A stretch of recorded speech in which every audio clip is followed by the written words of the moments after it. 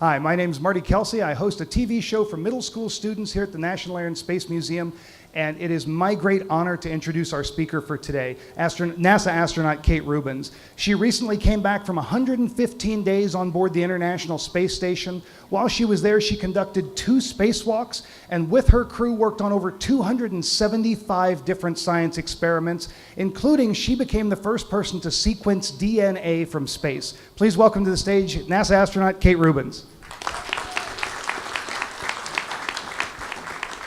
Hi, thanks very much. It's great to be here today. It's actually really fun to be in this great exhibit hall, and I'm noticing I see a few spacesuits that look pretty familiar around here and some pieces of spaceflight hardware.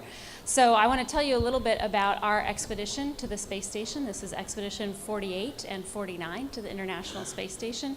And we actually have a video for you that describes our mission, if we can play the video about Expedition 48 and 49. So we started training for our space station launch about 2.5 years before we actually launched.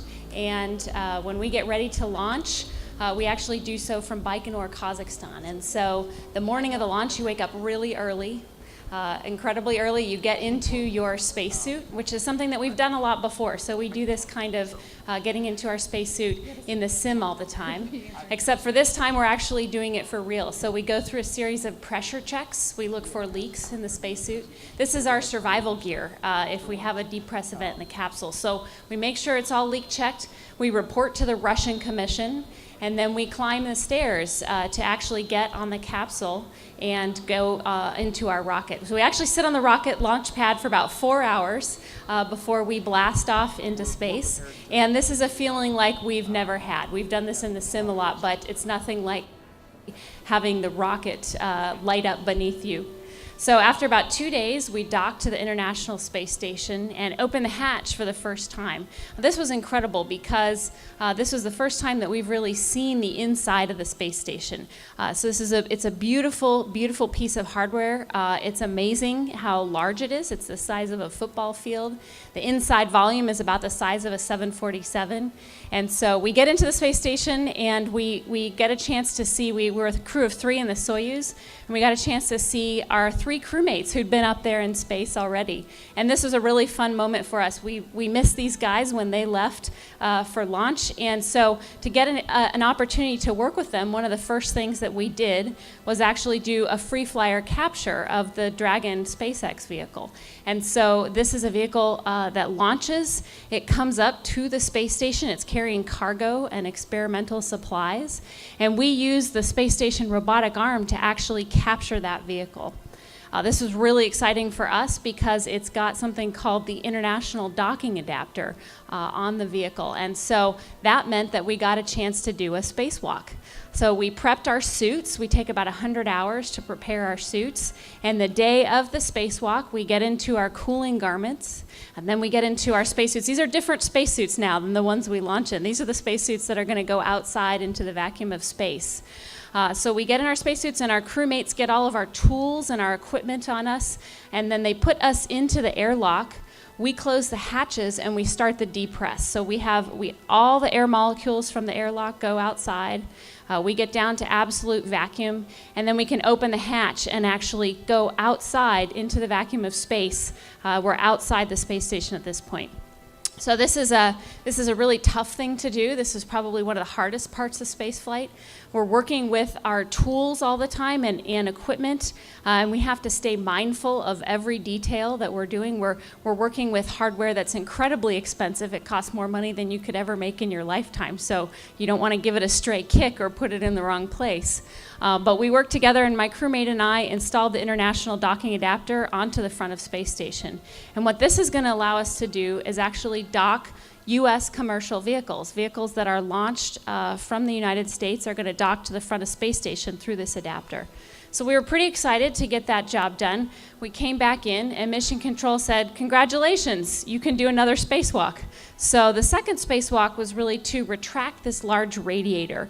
We didn't want this radiator wasn't in use, and we didn't want this hanging out and potentially being hit by micrometeoroid debris. So there's a lot of space junk, there's space debris out there, and we didn't want that to impact the radiator.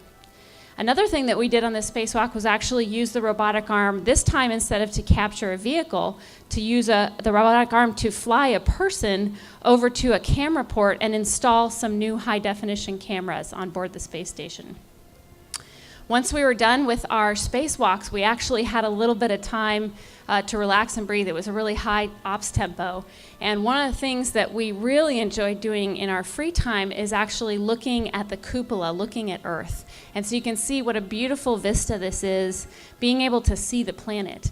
And so this isn't just something that we do to relax and enjoy. We actually take a lot of photos of the Earth. So we can observe things like glaciers over time. We can look at entire continents. We can see dust storms. This is the entire Central Valley of California. You can see the fog moving in the coast. We can see things like weather patterns and geological changes over time. And we can actually also use this type of experiment platform to document things like hurricanes and large disasters. So we have something called the International Disaster Charter, which activates all of our space assets. And so when something like Hurricane Matthew came through, we were able to take photos of this from space and actually help in the relief efforts, because we can take photos of where there's flooding or where bridges have washed out.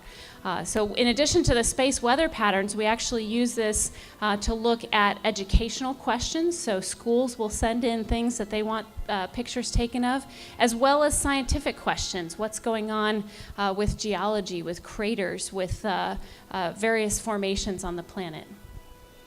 One of the other things that we spent a lot of time on during this expedition was scientific experiments.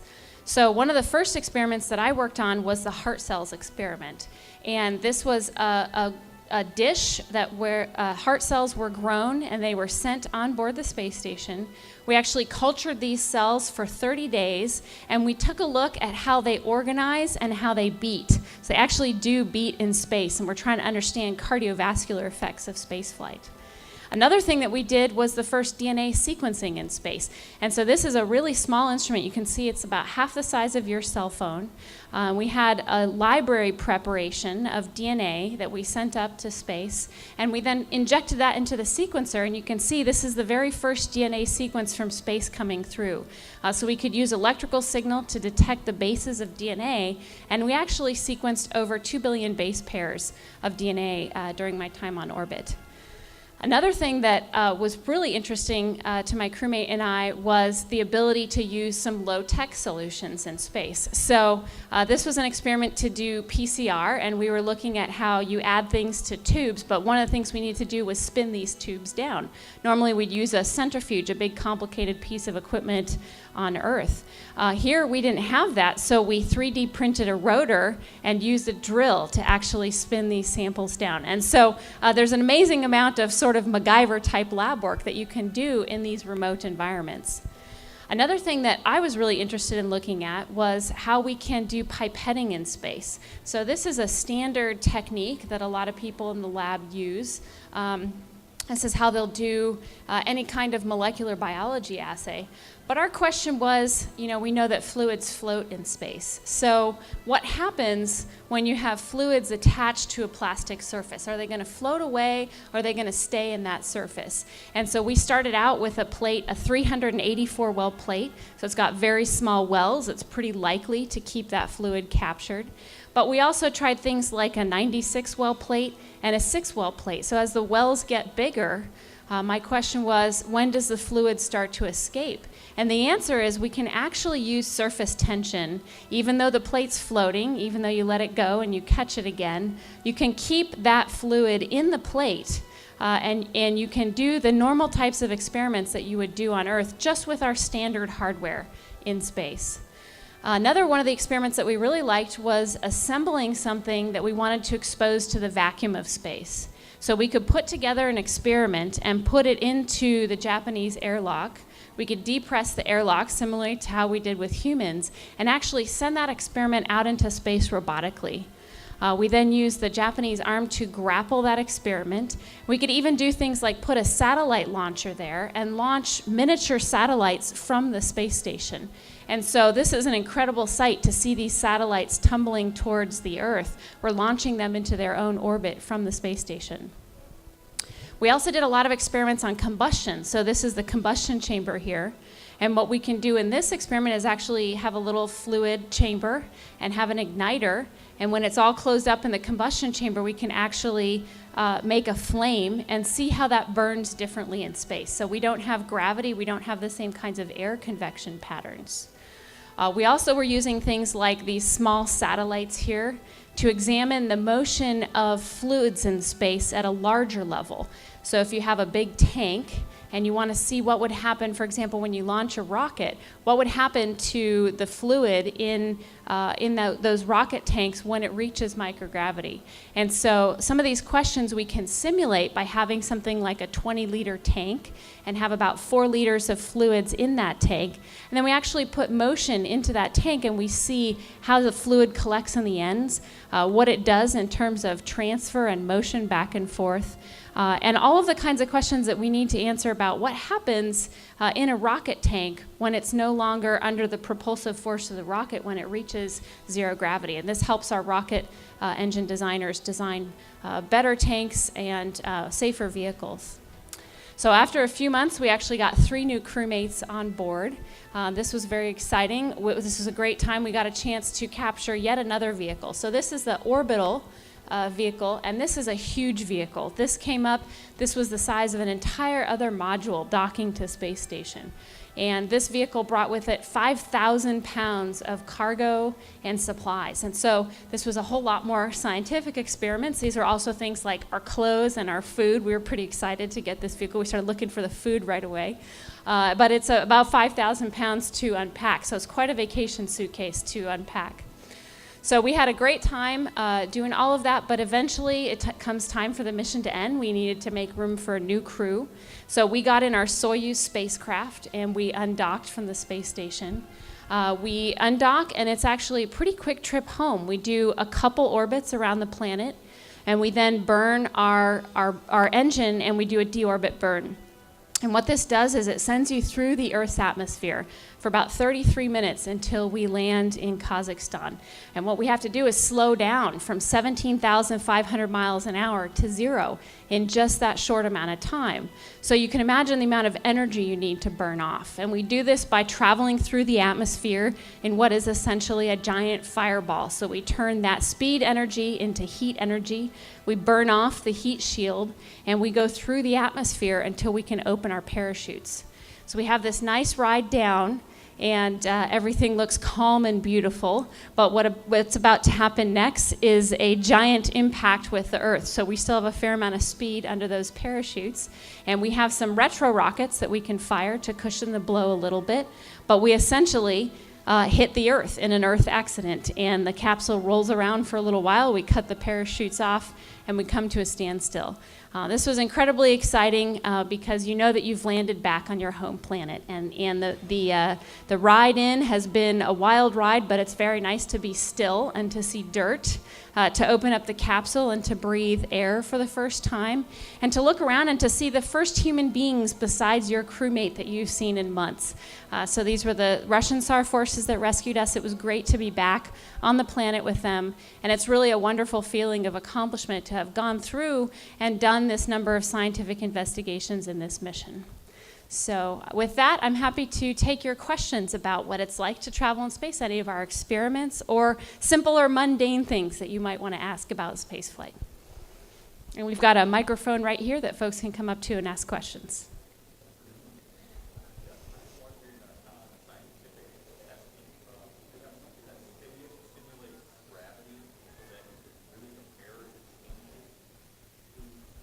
Yeah, great question. So for scientific testing, do we have anything that simulates gravity so that we can compare the changes? And you're absolutely right. We always need a control sample so that we can compare. So we can do this a couple ways. We can either have the same sample that's done at an identical time or with a slight time lag back on Earth. And this is what we do sometimes. We take the same sample, we perform the experiment on Earth, and we perform it on board. We can also use a centrifuge to simulate gravity. So we can simulate either Earth's gravity or partial gravity. We can do Mars gravity or lunar gravity. For things like plants, we can do this for cell culture. Small samples we can put in the centrifuge and actually run them in parallel on board. Great question, thank you. Sure.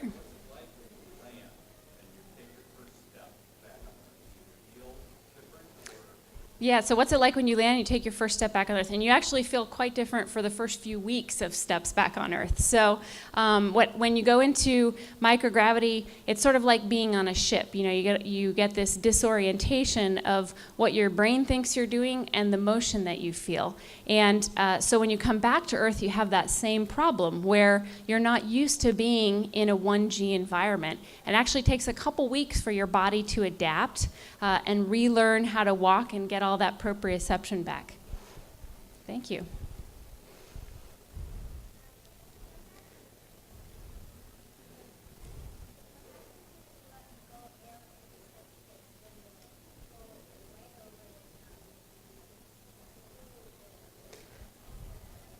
So what happens when you let air go in space? Would it go away, or what would happen to that air? So if you're in an enclosed vessel, like the space station, we can add air to that from a tank, and it just adds to the air molecules in space. So we do that, for example, to support our breathing atmosphere in space. But if you're outside in the vacuum of space, and you let those air molecules go, they're just going to float away. They don't have any other air molecules. They don't have any kind of containment around them. So if you let them go in vacuum, they would just float farther and farther away. So you have to have something to contain all of those air molecules, and that's what the space station is. Oh, okay. Where do you sleep? So we have little crew quarters. So they're about the size of a telephone booth, maybe a little smaller. And we can put a sleeping bag. We actually tack it up to the wall, and we sleep on the wall. And that sleeping bag keeps us from floating away. So we can go into our crew quarters. It's a tiny little bunk. It's sort of like being in a fort. We can close the door and get in our sleeping bag. Oh.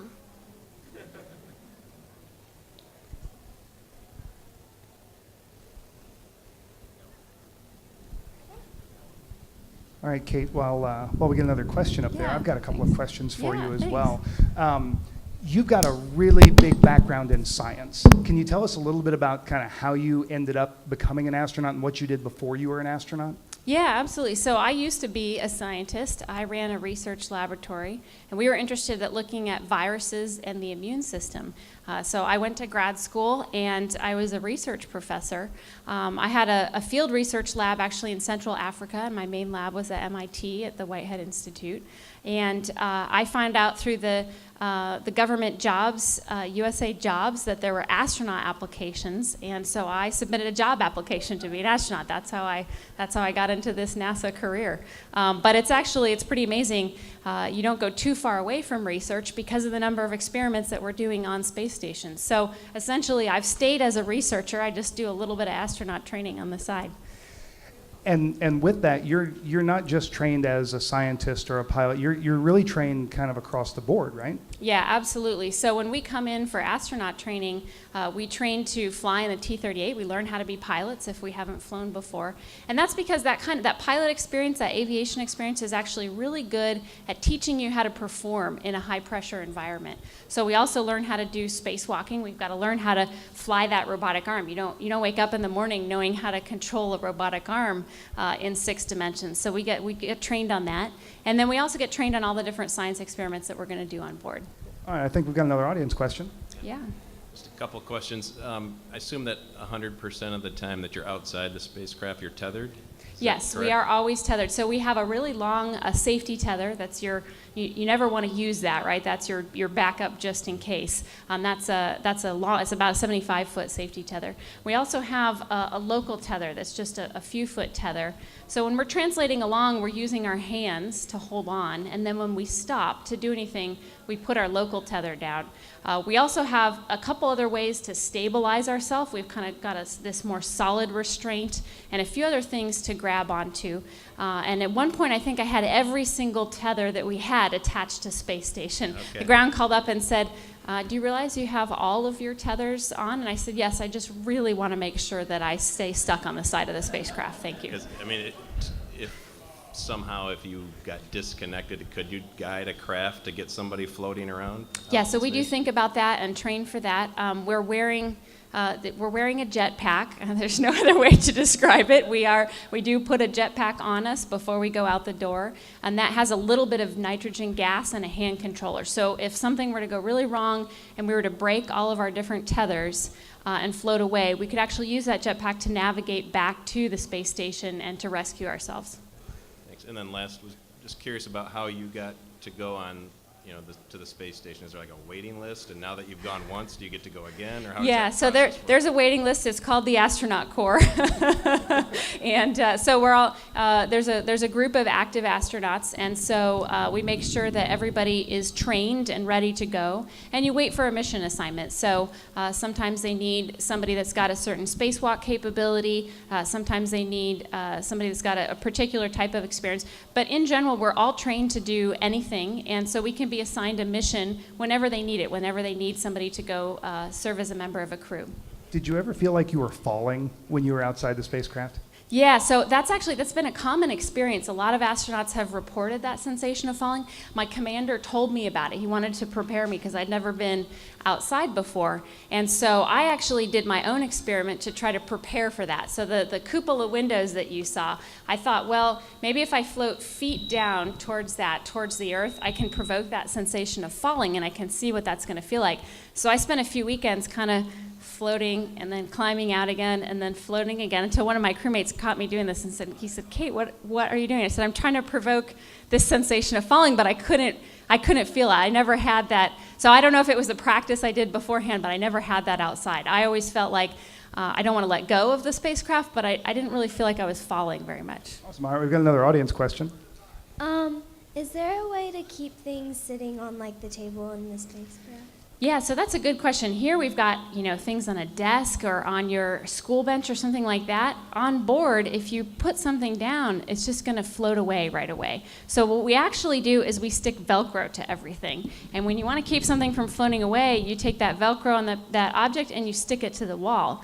But it means that you have to remember everything that you've touched, and you've got to keep track of where you put it.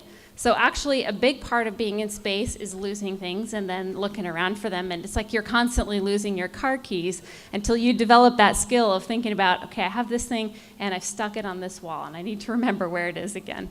I think my favorite thing when I see downlinks from the International Space Station is when the astronaut will be talking and they'll just let go of the microphone and it stays right there. It just floats. How long did that take you to get past when you started doing presentations when you got back to Earth? So it actually, because everything that you're working with, you learn to let go. And you learn about how long you can let it go safely and take your attention elsewhere and get back to it and still have it be there. Because if you do that for too long, it wanders away. So you can lose things really quickly, and then good luck finding it. There's this common, if you're watching a space station downlink, an astronaut will float into the module and sort of do this. It means they've just lost something and they're looking for it, and you're looking all around to see where it might have gone. Awesome. We've got another audience question. Okay, I have two questions. The first one is, you planned and prepared before you went on to the space station. You planned a ton of things to prepare yourself. Was there something unexpected or unplanned that you've experienced? I know you probably expected a lot of things unplanned, but maybe one significant thing that was not planned that you prepared for. Yeah, so I had really prepared sort of for all the work that we were going to do, the tasks that we were going to carry out. What I hadn't really thought about or planned for was what the Earth was going to look like. So I've seen photos and I've seen videos, but I was really taken by surprise what the planet looks like when you are orbiting it. And to me, it was much brighter. It was glowing. It was like this really bright blue marble. And I hadn't sort of mentally prepared for what the Earth is going to look like. I don't think you can actually do the mental preparation until you see that. So it was a pretty big surprise when I saw that for the first time. Thank you. The other question I have is, my husband and I, we geocache a lot, and we heard there's one geocache in the space station. A geocache? I wish I'd known that when I was up there. I would have gone looking for it. That's great. Yes. There's probably a few geocaches of things that I let go of and never ended up finding on board the space station as well. Okay, I will tell you that we have a geocache from the National Air and Space Museum. So after you're done with this, don't let any muggles see you, but you can go outside and actually look for that. Thank you. So, all right, we've got another audience question here. I was wondering if, like, when you do the experiments up in space, and then you do it at the space station. I was wondering if you compare the two. Yeah, so when we do an experiment, we always want to look at a control. So we want to do kind of the identical experiment and see what's changing, because you want to just change one thing in science and you want to keep all the other variables the same. So for example, during the DNA sequencing, we had our sample and we sent half of it to space and we kept the other half on the ground. And then we compared those identical samples between space and ground so that the only difference was that half of them had flown in space. Great question. Thank you. Was it ever frustrating because I assume that on station you do a lot of science, but you may never see those results. Oh, I saw the results because I was emailing the PIs.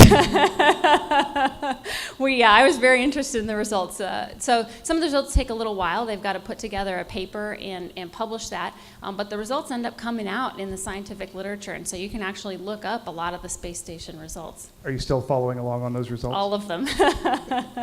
Other than the sequencing of DNA, did you have a favorite experiment that you worked on? So I actually, the other experiment that we used to look at DNA was called PCR, so polymerase chain reaction.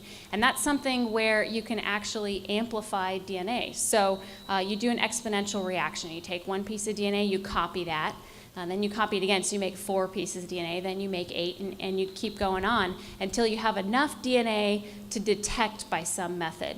And so we actually had a couple different kinds of PCR instruments on board.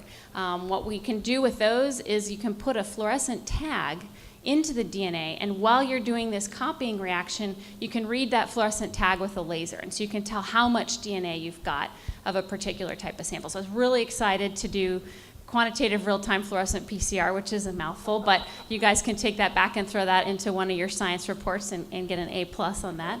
That was pretty exciting to actually see that happen in microgravity as well. That's cool. Don't forget, if you've got a question, come up to the microphone. We'll be taking your questions here. So you talked about your educational background a little bit.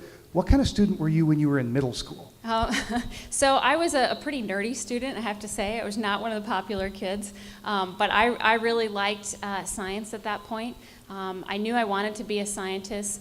When I was a high school student, I actually started doing some public health outreach. So we worked with other kids to learn about viruses and to do some public health prevention work. And that's what got me really interested in viruses. So I knew that I was interested in DNA. I'd actually gone to a conference on recombinant DNA at the Exploratorium, so similar museum as this. And I thought it was fascinating when I was around 15 to think about things like DNA molecules, how you can change DNA, how that might have an impact on human health and disease. And viruses are fascinating little creatures, aren't they, right? They're little bits of DNA and they're packaged in a membrane, and sometimes they make us sick. Sometimes they're not pathogenic. Things like bacteria, we need the bacteria actually. So all of these are little bits of DNA and they interact with humans in some way. And I just always thought that was incredibly fascinating. So you're a NASA astronaut, and I want to know, because I taught middle school for a long time, have you ever experienced failure? Oh, all the time. If you're a scientist, you get a little bit more used to failure than success. So most experiments will often fail the first time you set them up. And that's one of the interesting things about science, is that you design an experiment to ask a question, but you don't know what the answer is going to be. And so 9 times out of 10, that experiment doesn't work the first time. So then you tweak one of those variables. So we had a great question about controls earlier, and you keep all of the variables the same except for you change one variable. And so a lot of science is about failing, but that's how you discover things. So you fail at an experiment, you try it again. Sometimes when you fail, you learn something fantastic about that experiment. So it seems like those things that I used to teach in middle school science follow through all the way to the International Space Station. Absolutely, absolutely. And it's really much more about a quest for discovery than a guaranteed success. So if there's something that you wonder, how does this work? Then you're a scientist just by asking that question. What's the training like for a spacewalk? So it's a lot of training. We do about 300 hours of training in the neutral buoyancy laboratory. So it's one of the biggest pools you've ever seen. We actually have a mock-up of the space station submerged entirely underwater. And we get in our spacesuits. The spacesuits are are airtight and watertight, so we can actually go underwater in the spacesuits. And this is the best simulation that we have of microgravity. So we still have the water drag, but we can get weight out to be neutrally buoyant. So you can move around in all 6 axes. And we can practice installing the hardware, even just things like how you move yourself around in this 400-pound spacesuit. Take quite a few hours to learn. How important is the ground team that supports you? You kind of get all the press and all the glitz and glamour, but you've got a large ground team supporting you as well. Absolutely, and I would say they're far more important than I am. We're the ones at the end of the day that get a chance to fly and to do these kinds of things. But everything on the space station is controlled by the ground team. It was built by the ground team, and so there's thousands of engineers, rocket scientists, folks that are building our life support system, people that are designing the experiments that fly to space. And so that's really, it's an international effort. And there's thousands and thousands of people that work at NASA that are doing things like thinking about how do we design the DNA sequencer that's going to go up to space. So it's really a joy for me when I get to work with those folks that are thinking about space and solving these hard problems day in and day out. What experiment would you like to see up in space next? Oh, I've got like a list of 5 of them. But my favorite experiment, the one that I've been thinking about a lot that I'm really excited about right now, that they just launched about a week ago, is an experiment to look at microbes in space. So we're going to use the DNA sequencer, and this actually has some student involvement. So students are participating in this experiment. We'd like to look at the microbiome of the space station. So you have millions of microbes that are living in you and on you, and most of these are harmless. A lot of them are good bacteria, but every surface that we touch is coated with microbes. You guys are all going to wash your hands after this, right? There's a microbiome of every environment that we're in. I'm curious about what the microbiome is of the spacecraft. We've had this spacecraft, it's been separate from the planet for 16 years.